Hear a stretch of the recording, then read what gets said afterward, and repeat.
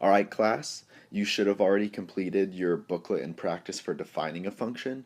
Yesterday, you should have completed your booklet and your practice for function notation. So now we're going to talk about identifying types of functions. So if you flip to that page, we see that there are a few different types of functions you should know about. The first type of function, which I think you've heard before, is a linear function. A linear function is a graph who is in a straight line. Now note, this can't be a vertical line. It can be horizontal or going at a diagonal, but it can't be vertical. So any graph that's in a straight line is a linear function. Now we say that linear functions increase at a constant rate.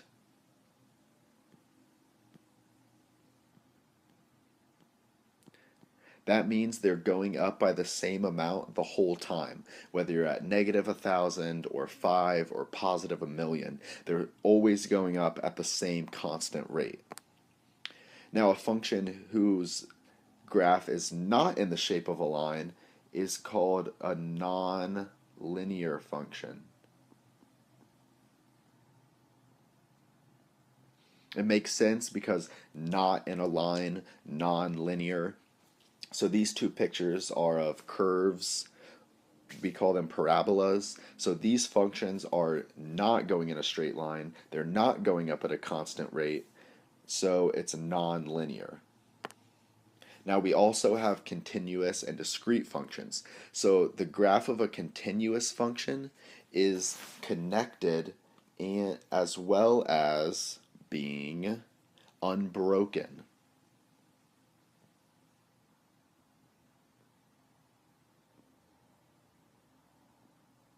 Unbroken. So we see in both of these graphs, the lines are always connected. It's continuously moving. So these are called continuous functions. Down below, this is called a discrete function.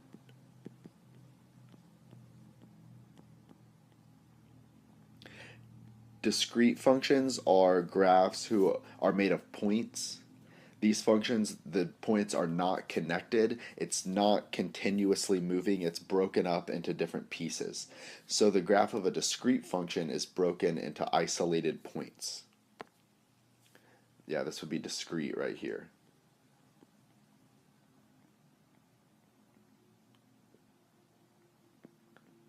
Now finally we have piecewise functions. Piecewise functions are broken into pieces, which is where we get the name piecewise function. Piecewise functions can be continuous or discrete. Now we're not going to talk about these that much or do that much with them, so don't worry about it. But if you ever see a graph like this where it's connected here and then it stops and then it starts again somewhere else, that's going to be a piecewise function. So we can also look at characteristics of functions. So one noteworthy characteristic of function is where it's increasing or decreasing.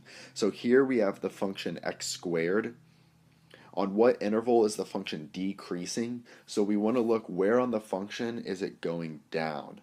Now for x squared, we can see that's anywhere in the negatives. That's where it's going down.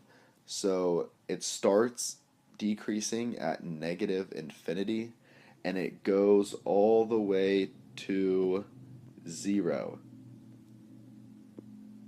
So from negative infinity all the way to 0, it's decreasing. At 0 is only where it stops and it starts increasing again. So the interval where it's increasing is going to be from 0 to infinity. Now we know this because it always keeps going up in a straight line. It's x squared, so we don't have to worry about it ever stopping and coming back down again. So from negative infinity to 0, it's decreasing. From 0 to infinity, it's increasing. Now, what is the lowest point on the graph? You can look at your picture or we can see a little bit up here. The lowest point on the graph is where it stops decreasing and starts increasing again. That's going to be at the point 0, 0. So it never dips below 0, 0. That's where it starts going up again. So the lowest point on a graph is known as the minimum. Now, similarly, the highest point on the graph is known as the maximum, but does f squared have a maximum? No, because it's always going up. We could pick any point on the graph and we're always going to find another point higher than that. So we would say that x squared does not have a maximum. It only has a minimum, and that's at 0, 0. So if we flip to the next page, we're going to consider this function on the right, g of x. So on what intervals is this function increasing? Well, when we look at 0, we see that it's decreasing to start. So we look here at this point at 3, 2, and we're going to see that it starts increasing there at 3. So we're going to start our interval notation at 3. We're going to follow it up, and we see that it stops increasing again at 6. That's where it stops to go down. So we're going to say the function is increasing on the interval from 3 to 6. Now, decreasing is a little bit harder because it does it in two different spots. So as we said before, starting at 0, it starts decreasing all the way down to 3. So the first interval it's decreasing is from 0 to 3. And then again here at 6, it starts decreasing again. So it's going to start decreasing at 6, and then it's finally going to decrease all the way till it gets to 10. So as you can see, functions are never going to be increasing or decreasing at the same time. So from 0 to 3, it's decreasing. From 3 to 6, it's increasing. And then from 6 to 10, it's decreasing again. So if we want to see what are the maximums or minimums of g of x, we go to the lowest point on the graph. That's going to be here at 3, 2. Oh, my bad. That's the minimum. The lowest point on the graph, the minimum is 3, 2. The maximum, the highest point on the graph, that's going to be up here at 6, 7. So for maximum or minimum, all you have to do is look at the graph. What's the highest point right there? What's the lowest point down here? And that's going to be the minimum or maximum. So finally, not all functions have a maximum or a minimum.